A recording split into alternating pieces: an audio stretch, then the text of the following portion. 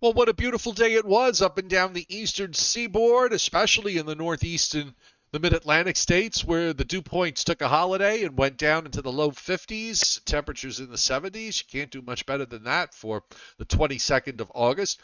Tropical storm Harold has moved inland in South Texas. It actually is pretty far inland at this point, and Franklin is heading toward the Dominican Republic. It's not much of a tropical storm, but it's got a lot of rain with it.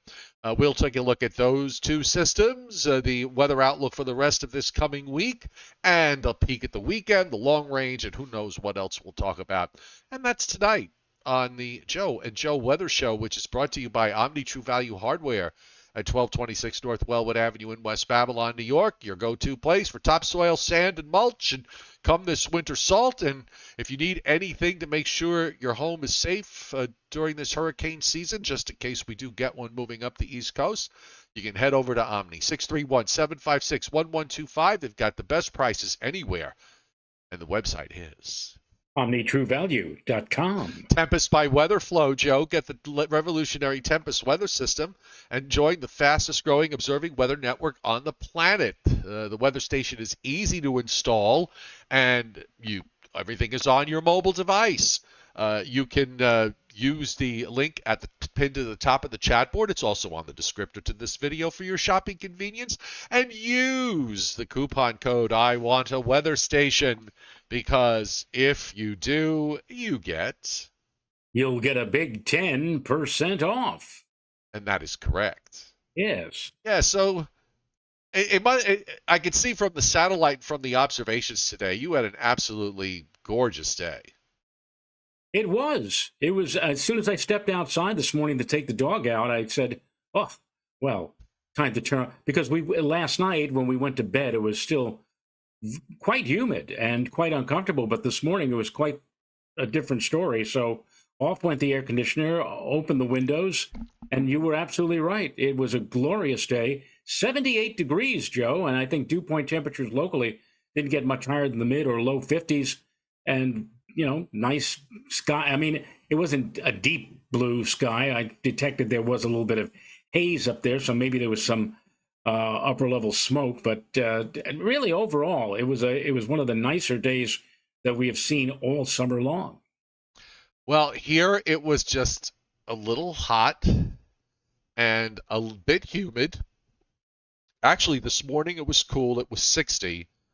And got to 86 and change. I went back. I was looking at the observations for the month here, and 2 days this month got to 90 degrees, and that's it. Just two. 2 this month, 2 in July, 1 in June, and it's, I don't know. We still could probably go to 90 here in the next week or so, the way the pattern is shaped up. But otherwise, it's been a pretty reasonable summer here, I have to say. Here in the mountains of North Georgia, where I reside and do the show live with Mr. Rayo for Monday through Thursday at 7, actually now Monday through Sunday at 7:35 p.m. We've changed the Sunday show time to 7:35 p.m. because a number of you have reached out and said, you know what, it's better to do the show at night than it is during the morning hours on a Sunday. So actually, what you should have said, you said Monday through Sunday. What you should have said was Sunday through Thursday. Sunday through Thursday. Did I say Monday through Sunday?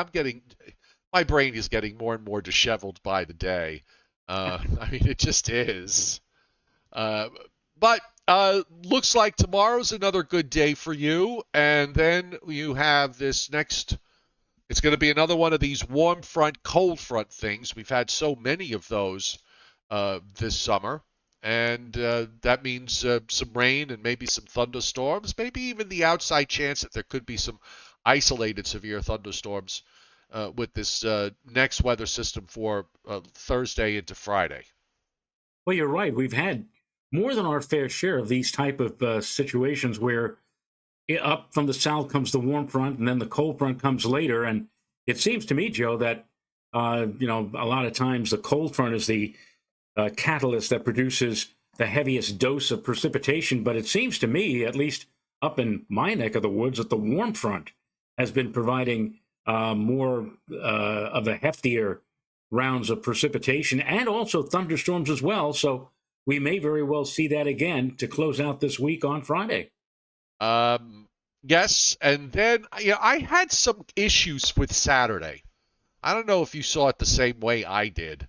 Well, But I didn't think that we were going to, clear out beautifully. I think the fact that the cold front may still be relatively near to us may hold the key to perhaps a lingering threat of showers even on Saturday. I don't like to say that, especially if we get a heavy dose of rain on Friday. You'd like to clear everything out in time for the weekend, but I'm a little concerned that we might have to deal with residual precipitation problems, not just on Saturday, but maybe even on Sunday as well. yeah, a part of the problem is that the flow goes, it does go a bit onshore-ish. That's that's a new word for us, Joe. Onshore-ish. And that's probably going to, and the front does slow down as all these fronts seem to want to do. But yeah, I think there's some questions about the weekend. So we'll just have to keep our fingers crossed. And as each new run comes along, hopefully we'll have a better handle. But right now, just to be on the safe side or to play devil's advocate, we'll mention that there is the possibility for maybe a little wetness for both Saturday. Now, we're not saying a washout. We're not saying it's going to be totally, but we are saying that if you're hoping for, well, maybe a day like what we had up here in the Northeast today or tomorrow with blue skies and bright sun, that may not necessarily be the story or the case for Saturday and Sunday coming out. And by the way, Joe. Yes, Joe. By the way, this is the last weekend before Labor Day weekend.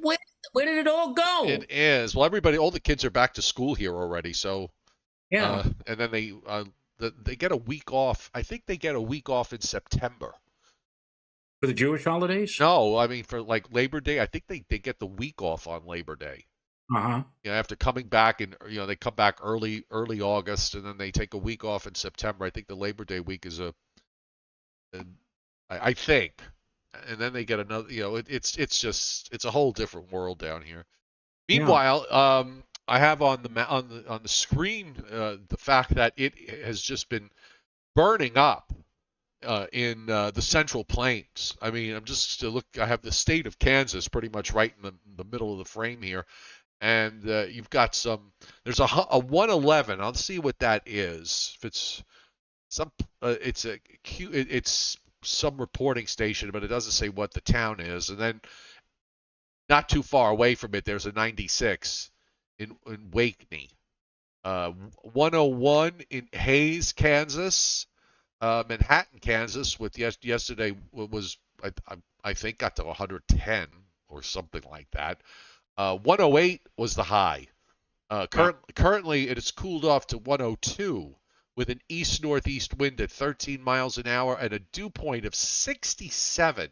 Ouch! That's ugly. That is. That's ugly. Going a little further north into Nebraska. Now you got to remember, a lot of the areas, particularly in the northern plains, have not had much of a summer. They've had a lot of days where it's been quite cool. So this is shock in the other direction. 108. This is at Winter Bob Wiley Field Airport. And it's 106 right now. They got to 108 today. Brutal. I mean, let me see what the dew point was there, what it is right now. So it's 106. The dew point's 56, so that's a bit better. And I'll push up into North Dakota. Did it make it that far north into the heat? Now then the temperatures start to drop off once you get into North Dakota. It looks like it was mostly in the low to mid 70s in the eastern part of the state, and even upper 60s when you get up into Minnesota, and mid 80s to low 90s in the west. St. Cloud, Minnesota was 97, okay, for the high. And right now this is disgusting, Joe. 93. Guess what the dew point is? Well, I could see it on my screen because it's enlarged. 79? 79. But yet you don't have to go that far. You go further north up into northern Minnesota, and it's in the 60s up in northern Minnesota right now. So. And you know as well as I that 5 or 6 months from now, on all the evening newscasts, we're going to be reading about or hearing about temperatures in that same area of northern Minnesota, down in the minus 20 to minus 40 degree range, and you might even see somebody, going outside with a bucket of water and throwing it up in the air and watching it as it freezes, in mid space. So Yeah. it's a matter of it's always extremes, a matter of extremes. So as hot as it is now, just think down the road, if you live in that area, what it's going to be like in about 4, 5, 6 months from now. Fort Worth got to 102. Right now they're 100 with a dew point of 65. And McKinney National Airport, which is northeast of Dallas, is 99 with a dew point of 66. And the heat index at 103. And they got the max temperature it got there was 102. So another hot day, not hot, steamy day in Texas, except when you go down in South Texas because of the tropical storm, temperatures actually near the coast are, well, they might have gotten some sun during this afternoon because everything was already well inland. But most of the highs were middle to upper 80s in South Texas, which was a bit of a break for them, considering where they've been. And as we check out the surface map, let me just get this off because otherwise I don't want it to crash my system. There's your nice little high, 1025-ish high, ain't too shabby in middle, well, the end of middle August and the beginning of late August.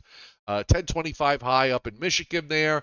The weather front, the leading edge of that dry air making it to the North Carolina-Virginia line, so I'm on the other side of that.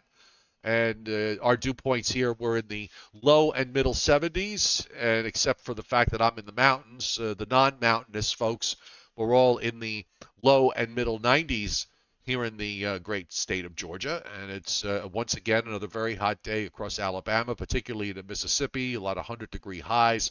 Louisiana, a lot of 100-degree highs. Oklahoma, and then not too much happening in the southwest from that standpoint. And then on the surface map analysis at 5 o'clock, you could see that where the low is, it's well inland, probably near Laredo, Texas, which is right on the border of Mexico there.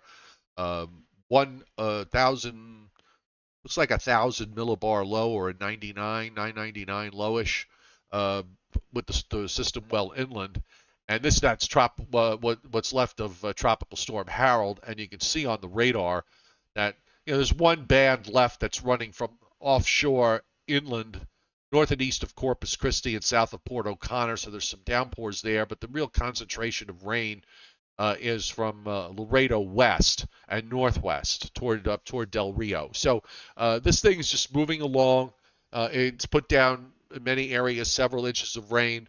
But it really wasn't too problematic, Joe, because one of the key, whenever they get these tropical storms that produce big rain amounts, it's due to the fact that they're either moving at a crawl or not moving at all. And we've seen that in the last 5 years or so. We had Hurricane Harvey, we had Imelda, particularly Imelda. I mean, both of those produced ridiculous rain amounts. I mean, epic rain amounts there. But thankfully, this thing is moving along, and that's good news. And the other thing that's kind of unusual, given the time of year, is when you look at the radar, it's not often in going into late August where you look at the radar in the afternoon and evening, and there's hardly an echo from Maine all the way down to Florida and all the way west through the Gulf states and the Ohio Valley. I mean, there's nothing. Absolutely nothing in terms of showers and thunderstorms. You have to go all the way. You have to go west of Denver, basically, in Colorado, where you start to see the monsoon rains there. So it's a pretty unusual setup to see it this quiet from the standpoint of thunderstorm activity in the eastern part of the United States and surrounding areas. A lot of oddities this summer, really. I mean, of course, and once again tonight on at least the CBS Evening News, they partnered up with the Weather Channel, and they have been proclaiming for many, many days all through the summer the heat dome effect. And but what makes that interesting? I really, I have to tell you, I really despise these sort of cliched names that they give these systems. Heat dome, Right. okay? That's a new Um, one. you know, That's or when the high when you get one of these situations in the summertime when you get a high like this, but it's sprawling, so it goes basically from coast to coast. They call the edge of it the ring of fire. I mean, right. can we stop that? I mean, can we just stop? Just stop. I mean, it's just ridiculous. Why does it need to? Why do we need to make? I mean, I know the answer to the question, and the answer is because it gets ratings. But I just ask this rhetorically. It's like, why do we have to give things that are commonplace events in seasons? In the summer season, it's hot. And it can get very hot. And in some places, it can get very hot for a long, long time. Why do we have to give it these special names? Well, Why does it have to sound worse than it already is? I will tell you, and this is from actually a very nice guy who really treated me very well when I was on television at News 12. His name is Joe Ravito. He's a former news director at KDKA in Pittsburgh and now runs a consulting firm for various television stations. News 12 was. I'm not sure if he still is consulting for them. But when I was there, I asked him the same question. I said, Joe, why are we getting all of this nonsense? It used to be called bombogenesis, and now they're calling it bomb cyclone. And, I mean, that's just another example there. And he said that in this day and age, the news media, the mainstream news media, needs to brand. Everything has to be branded. When you see a news anchor on television leading into a story, that news anchor will have a box next to his or her head, and underneath the box will be the branding. Right, And, I and know. Yeah, like well, Johnny Quest just posted. He said he heard somebody else call it the death ridge. the Okay, death. the death ridge because of the extreme heat and no rain. I mean, that is just insane. I mean, this death ridge is brought to you by Hillenbrand Industries. Well, Do you know what Hillenbrand Industries does? Do you know what they do? no, what? Hillenbrand Industries makes their two primary products, Joe, are surgical beds and coffins. So they basically what it boils down to is they get you coming and going. I don't. Well, anyway, I you think wanted they. to know. I think they got taken over by. I think they got bought out years ago. You Uh, wanted to know, and that's the reason. At least well, as I it was knew that, but it just branding. It's yeah. that's what it is now. Everything has to be branded. I like, for example, with total lunar eclipses, the moon turns red because of atmospheric Right conditions. now, everything is a blood moon. Now it's a blood moon to Right. indicate that it's a bloody mess up there on the sky, on the moon. Anyway, despite the New York news media hyping the term heat dome all through this summer, anytime the forecast called for a high here in the tri-state area approaching 90 degrees, so far this summer here in New York at Central Park, there has been, count them now, folks, 7. We're almost to the end of August. 7 90-degree days. Just 5 days had highs in the 90s in July.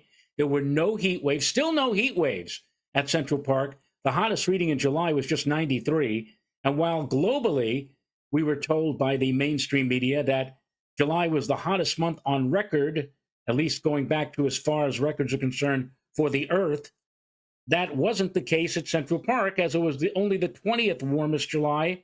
The average high low was 86.4, the average low 71.7, just 1.5 degrees above average. Every day but one had a high of 80 or warmer at Central Park. The typical number is 6. And in a typical summer at Central Park, you have 18 days when the temperature hits 90. So here it is. We're coming down the home stretch in August. So we have to somehow make up all of that in September. If September is a abnormally warm or hot month, maybe we'll have a chance. But and we mentioned this a few days ago, that we may have had our last shot at any kind of significant protracted spell of hot weather a few days ago, or at least back on yesterday. Since that time, we saw it today nice and cool, relatively speaking, 70s, upper 70s to near 80. Another nice day coming our way for tomorrow. Then maybe more rain for Friday. We've had our fair share of rain, and it has been exceedingly humid. But it hasn't been a Garden of Eden summer here in the Northeast, or at least in New York City. But as far as heat is concerned, I mean, compared to the central and southwestern states, which have been broiling almost every day so far this summer, here in the New York area and the Northeast, it's been anything but that as Yeah. far as And in Northeast and northern and even into the Mid-Atlantic states, it's had they've had a real relatively subdued summer from that standpoint. And unless we get a sudden change in this endless pattern of troughs dropping into the eastern United States, it's going to be incredibly difficult to take a temperature up to 90 degrees at the end of August, at the beginning of September. It just, you're going to have you got to get the whole upper pattern to change in order to pull that off. And I don't know whether that's going to happen or not. I would bet against it, because if it, talk about the trend as your friend. I mean, this pattern started at the end of June, and here we are at the end of August, or almost at the end of August, and 2 months into it, and it still shows no signs of breaking down. So, I don't know. We'll see. By the way, you can see on the satellite how nice it is in the east. You can also see the fanning out of all that tropical moisture across central and west Texas, although the rain is really occurring over a relatively small area. As Harold, what's left of Harold, continues to move northwestward, and looks like some of that moisture is going to get into the southwest. Meanwhile, Franklin is on the lower right. I'll show a better picture of it in a moment. But it's there's a shear issue here, and has been from the get-go. So it really hasn't been able to do anything as far as strengthening is concerned. And it's really all about flash flooding and heavy rains for the Dominican Republic and for Puerto Rico. And, it's moving slowly. So this could certainly wind up being a big rain producer. But other than that, there's at least nearby. I mean, there are no tropical threats that we have to worry about here. And here's a close-up view from the Gulf of Mexico standpoint. You can see the band that's out in the Western Gulf that pulls around the circulation center of Harold. And then when we go to the Caribbean shot here, there's bursting thunderstorms, but I can actually see the low-level centers kind of peeking out of the edge of that bright white cloud mesh. You can see half of it kind of it goes out, and then it kind of tucks back in. So it's still having to deal with this shear. It's also going to have to deal with the mountains of Hispaniola. I'm wondering what's going to be left when it gets to the other side. Well, you know as well as I that we have seen on many occasions tropical cyclones that look like they could have been left for dead, but once they move out over the warm ocean or the warm waters of the Caribbean, that they start to rev up. According to what we have been seeing from the National Hurricane Center, Joe, Franklin is slowly, once it gets back over the water, slowly, underscore that word, going to rev up. And in fact, in 5 or 6 days, it may very well be a full-fledged hurricane. So we can believe what the guys and gals who specialize in this kind of forecasting say. This, as bad as this looks right now for Franklin's going to start getting stronger again in the days to come. By the way, if you look at this loop, you can see there's a trough that's sitting off the southeast coast between the U.S. mainland and Bermuda. And that it kind of extends down northeast southwest into the Gulf of Mexico, and you see the clouds over Cuba are actually moving southwesterly. So there is shear here that is happening that's blowing off the cloud tops and keeping this thing from doing anything. Now, that trough is forecast to pull out by the time Franklin gets to the other side. So the conditions are going to be more favorable for redevelopment, let's say, if the mountains don't tear up the core of this. It may do that, and then it winds up reforming out over the coastal waters. Here's a close-up view of this, and you certainly could see the turning going on, and again, that low-level center is like right on the edge of that convection. It comes out and then kind of tucks itself back underneath. So we'll see where this takes us as we go forward. The Hurricane Center also, by the way, I'll go to the 7-day outlook, has two areas of risk. One in the tropical Atlantic, 10 to 40% probability from 2 days to 7 days. The other one further north in the central Atlantic that has a 30% in 48 hours and a 50% chance of developing in the next 7. So we seem to have been in this active period that started just days ago. We went from having no storms to all of a sudden we had 4. Gert is gone. Emily is gone. Those were, pretty poor excuses for tropical storms, but they're gone. And now we'll focus our attention on Franklin, which is, so we should have the new advisory here. I think David Schwartz posted it up on the chat board. Oh, and by the way, we're up to 50 likes. So let's see if we can pull 100 tonight, folks. If you like the show, hit the like button, subscribe to my YouTube channel, and turn your notifications on so you can catch us when we're on. New schedule is Sunday through Thursday at 7:35 p.m. So at 8 o'clock, Joe, it's at 16 north, 71.4 west. Not the center is, I'm just going to kind of eyeball it. I'm going to say 120 miles south of the south coast of the Dominican Republic. Moving north, now it's crawling north-northwest at 6. And top winds are 40 miles an hour. So you see the forecast track is for it to come out the other side sometime tomorrow night or early Thursday morning on the Atlantic side.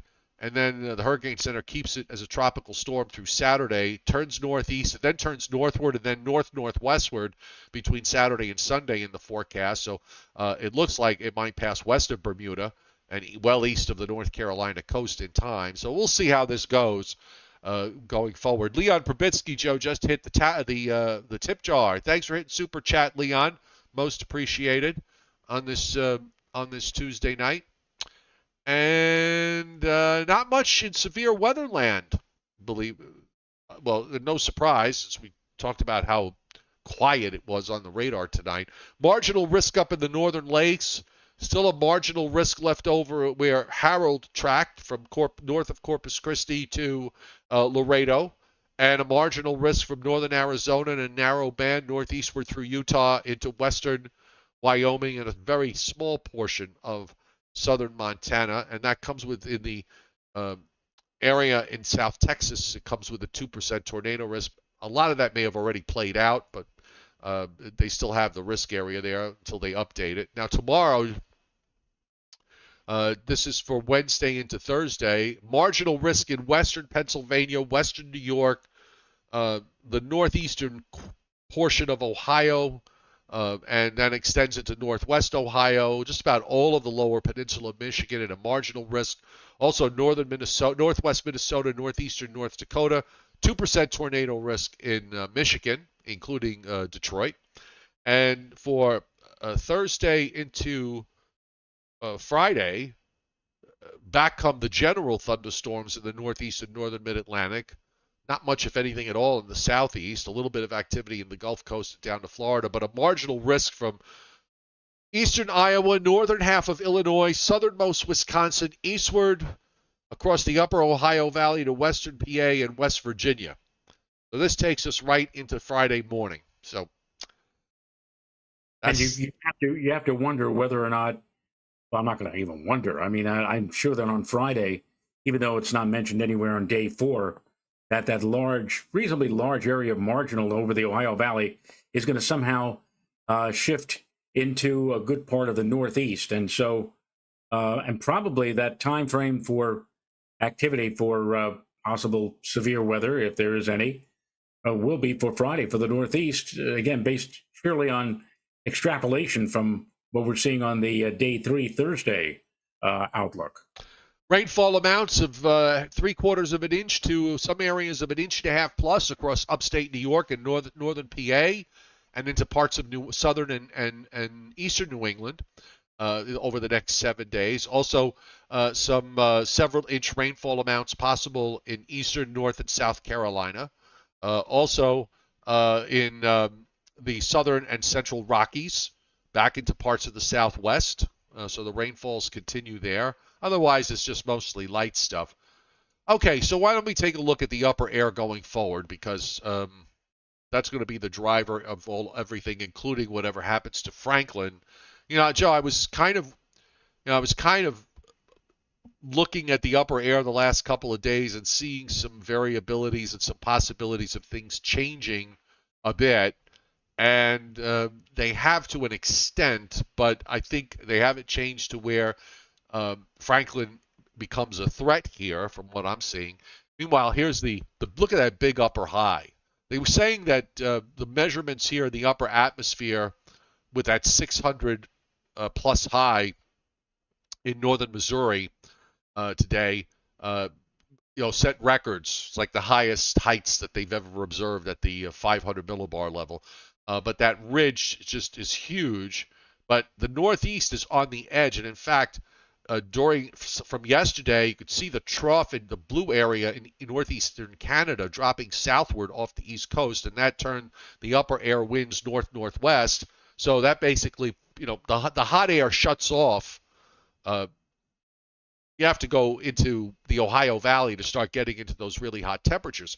So the Northeast, once again, and even down into the Mid-Atlantic states, not having to deal with that super heat. And what's going to happen with that ridge is it's going to weaken.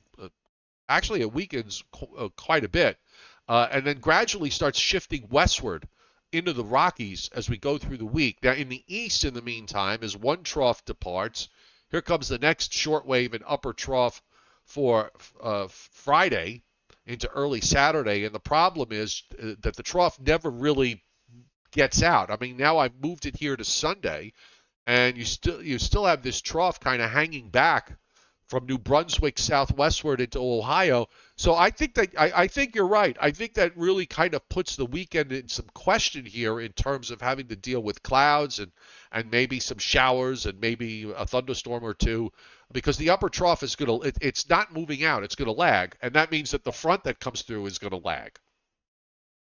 And that's my concern for the weekend, is this lagging effect. And of course, naturally, once the weekend is over, that system will eventually move just far enough to the east to allow for some drier air and nicer conditions to arrive just in time for your Monday. Many of you are looking ahead and have Monday off, but the weekend is a little dicey, a little uncertain at this moment in time. So by the time we get to Sunday, that heat ridge is in the southwest. So that's an important change. Now here's the model's picking up on Franklin, which it also strengthens into a hurricane when it's well east of the Bahamas. Now you look at this upper air, and at this moment, Sunday morning, it's far enough south and away from the westerly winds off the North Carolina coast to turn to the east. So and then this upper trough after Sunday morning begins to lift out. So you see Franklin's actually moving north-northwestward here going into Monday morning. And there's another trough that comes down from Lake Winnipeg. You see it up here. And, there's still some leftover troughing Monday morning just right along the coast of the Northeast and in the northern Mid-Atlantic states. Well, the first trough pulls out. Now, if this trough here, the thing is this. If this short wave, instead of going west to east, were to drop southward, okay, then this would be a big problem for the East Coast. All right, and I was sort of looking at this yesterday and thinking, there were some of the models in the longer range that were trying to dig this down. Well, fortunately, that trough doesn't dig down. It does swing eastward, and you see it here. And, of course, if you just watch how the upper air works, first trough pulls out, then the second trough drops those westerlies further south, and then, takes Franklin, which is west of Bermuda, by early Tuesday morning of next week, and then just kicks it away to the northeast. And actually, if this run was right, it passed it way south of Nova Scotia and Newfoundland as it moves along. And if we look at the longer range, I mean, that trough eventually pulls out Going into the Labor Day weekend, we get a little bit of a ridge, but guess what? Here comes the next upper trough dropping down from Canada. And Joe, it's been just endless here, one after another. And then there's something off the southeast coast that comes out of the Gulf of Mexico. That's that little blue spot you see along the Georgia, South Carolina coast. And, we're so far out in the long range, but this trough wants to sort of pick that up and shoot it up the East Coast by the time, on Labor Day. Well, that would be fun. Diving cutoff into the Central Appalachians with a short wave, or even it might even be a tropical-like system that lifts up the East Coast on Labor Day and just absolutely washes everything out. But who knows if that's correct? But I think the idea of these troughs continuing to want to drop into the eastern part of the United States is not going to change anytime soon. It just doesn't. There's no real sign of the overall upper pattern across North America. There's no real sign of this upper pattern breaking down at all. Yeah, well, I think it'll break down. A lot of the winter weather lovers would love to see this pattern continue into November, December, January, but I strongly suspect that's when the pattern will finally break down and may actually work again. I'm not going to say it's going to work against the winter people. In fact, I have been very, very much in the camp that's saying that last year, as negative as it was for snow lovers here in the Northeast, especially in the New York metropolitan area, that it's going to be anything but that this year. I can't exactly put my finger on it, but this upcoming winter should, at least in my thoughts, should be a lot different than what we saw last winter. Oh, I agree, and I'll add this. So we're in a developing El Nino, which means that the tropical activity in the Atlantic should be subdued. So we've just now had this burst of 4 storms that have formed in the last 5 days. So we've got 9. We're through H, so that's 8 plus the 1 in January. So we've got 9, which means that we have the last 9 days of August, all of September, and much of October to get 5 more named storms to just have a normal year. So I think I said days ago, I think I mentioned this on the Sunday show, that if the Hurricane Center is going to get to their top number in their forecast for the Atlantic hurricane season, which is 20, it's going to have to get awfully active very soon. Well, it did. So let's see where this goes. But I'll say this: we've seen a lot of things in the last year break the rules. Okay. The La Nina the La Nina pattern in the last winter actually looked more like an El Nino pattern for the West. If it's La Nina is usually in the West, it tends to be dry, and it was anything but.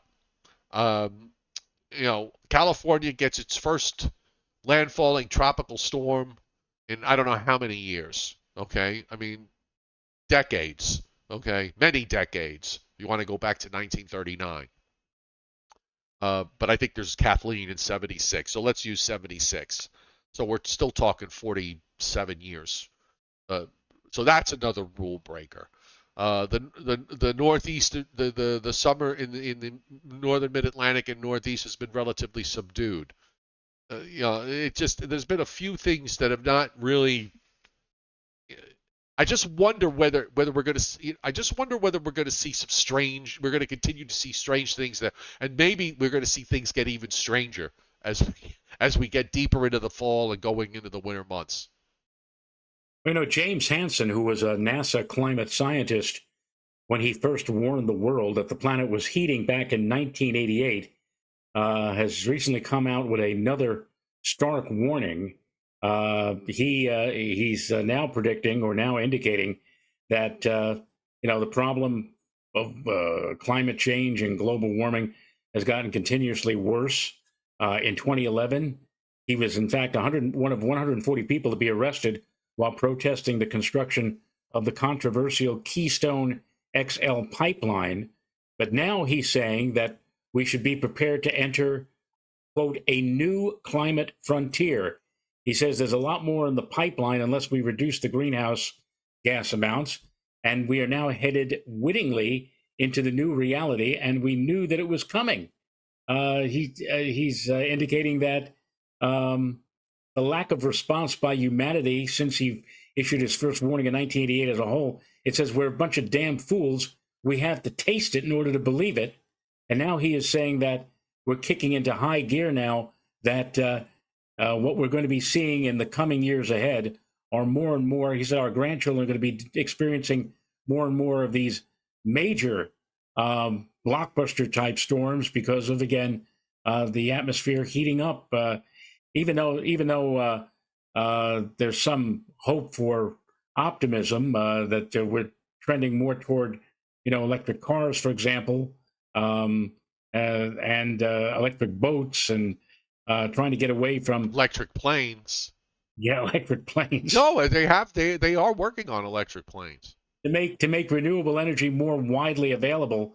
Whether or not, though, that it's too late, that he can't really say. But what he's saying here is that I told you so 35 years ago, and now he's concerned that it's only going to get progressively worse in the years to come. So, what can I tell you? Yep. All right, so I'm looking at the upper air here in the east for late this week. There are some jet streaks that come through Thursday evening and overnight Thursday night into Friday morning, particularly in upstate New York, down right over your house, of course, and over Long Island and northern New Jersey. And there's a few streaks here during the day on Friday, and you can still see some. Again, the upper trough just lingers here, so that does prove somewhat problematic. And again, you can see Franklin here reacting to this next trough, the trough behind it, as that just drops in and moves eastward across the Great Lakes, and it just acts as a kicker to kick this thing out. Maybe it gets close to Newfoundland, but it looks like it passes fairly far south of Nova Scotia. But when we look at the surface map, the GFS anyway is showing. Actually, the European is showing even more, but you can see on the GFS, obviously there's no issues tomorrow. It's just going to be a pretty much wash, rinse, repeated today, except if you're, western New York and on up into Michigan and Ohio, where there's some thunderstorms there. And then Thursday night, overnight, as the warm front approaches, you get into some showers, and then during the day, this is during the day Thursday, and then Thursday night, you get into what looks like some hefty showers and thunderstorms and rain.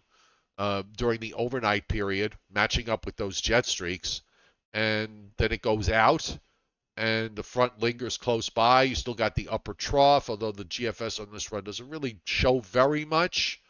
But it also actually shows some thunderstorms coming up the coast on Monday, which is kind of interesting. Monday into Tuesday, with another front that's coming through with the big high, and it doesn't even show that big high as much as it did yesterday. Again, because there's all these short waves that are running around that the model doesn't pick up until the last minute.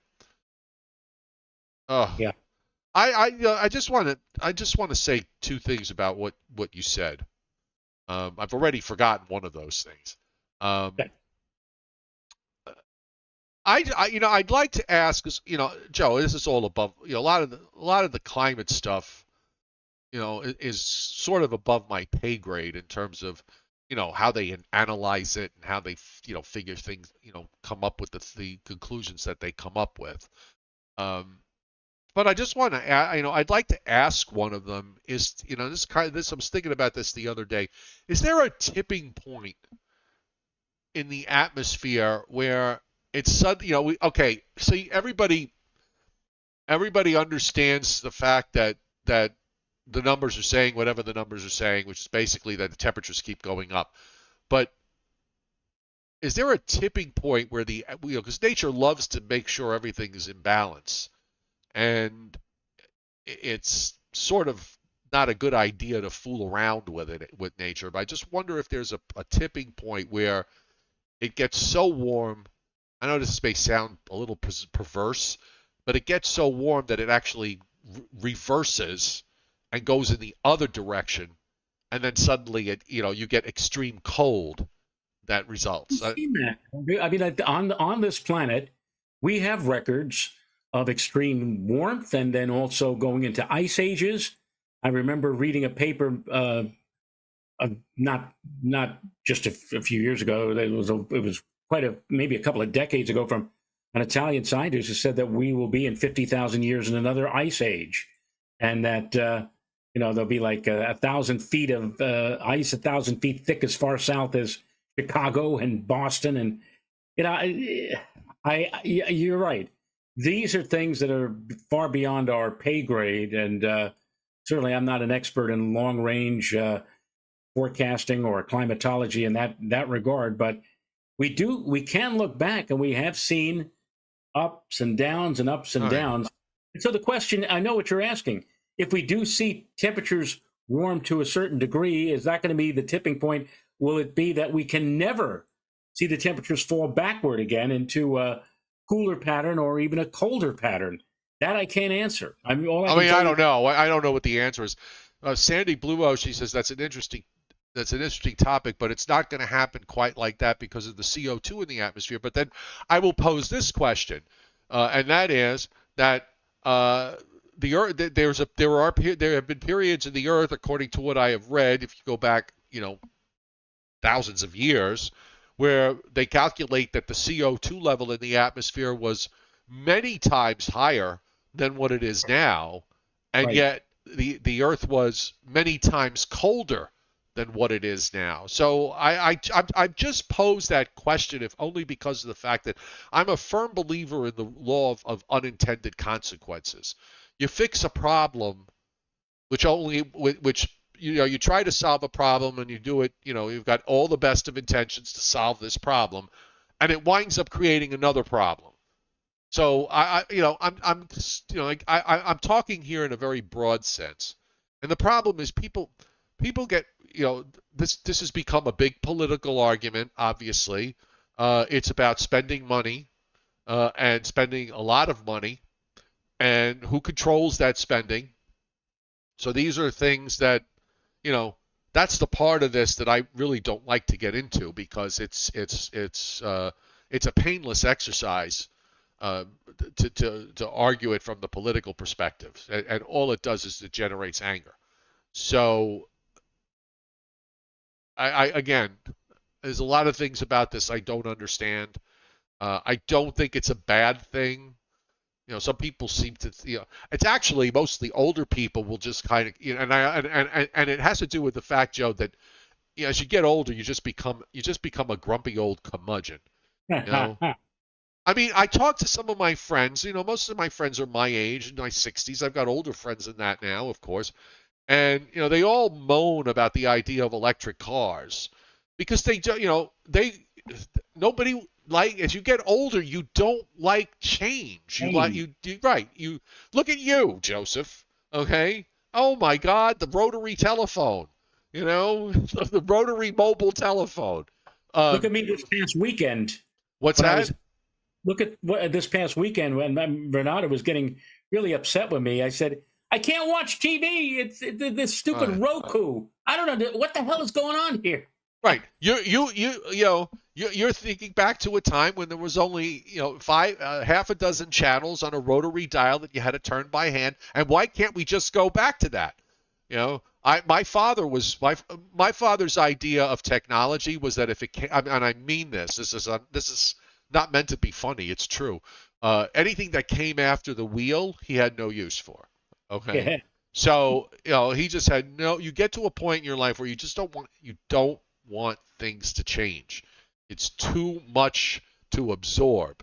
And that's what I find when I haven't the common thread that rolls through the conversations of a lot of folks that are my age is that they just don't want to change. They want to be able to finish live the rest of their lives and no, don't change. It's too much for me. Don't want to do it. I don't want to bank on my telephone. I don't want to shop online. All these things that make life that technology has brought, and it's brought problems with it too, obviously. But for the most part, it's brought a lot of good. It's made things very fast. It's given us the ability to even be here. I mean, can you imagine? You have your own television channel. You have your own television channel, and the cost of producing a show is almost nothing. I mean, it's almost zero.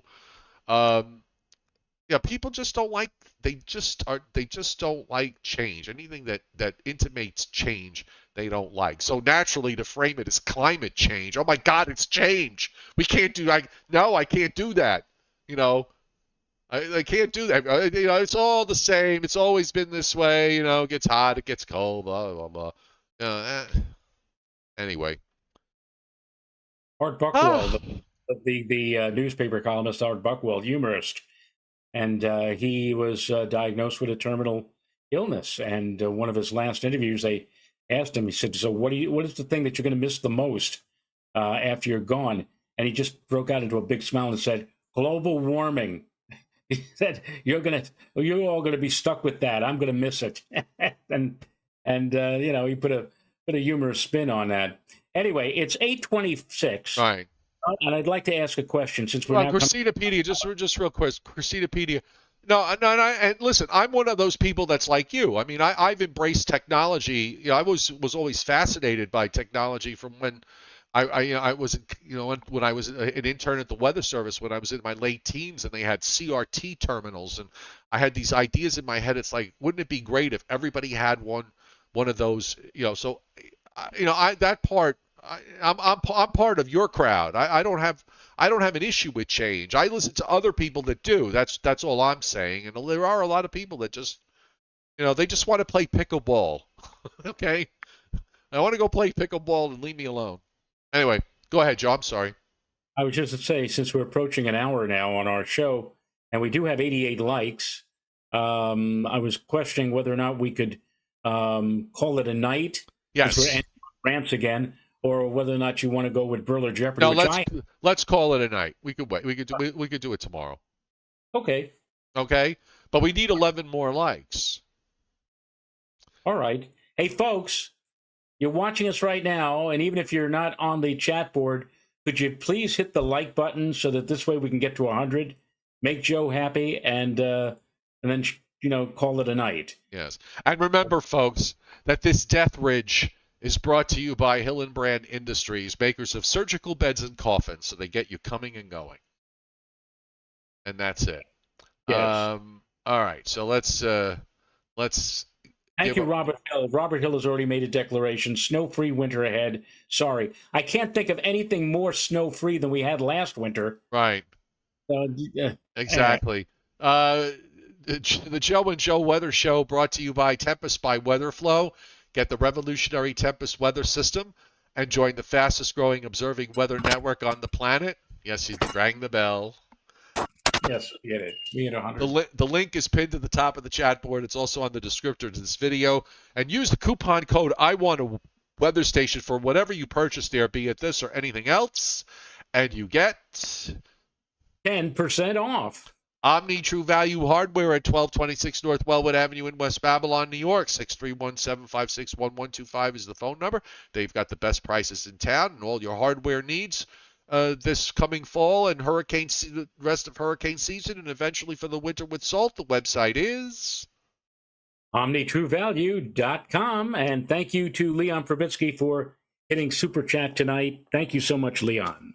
And good night, everybody. We'll see you tomorrow night. Nighty-night.